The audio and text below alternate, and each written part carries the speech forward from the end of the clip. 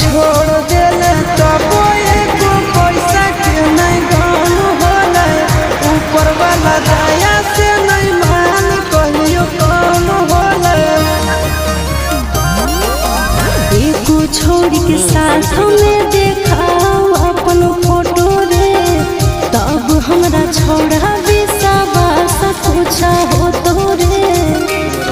आगे छोड़ने से बतियाई के हमर मन भरल रहे। तोरा जैसन मान हमारा एगो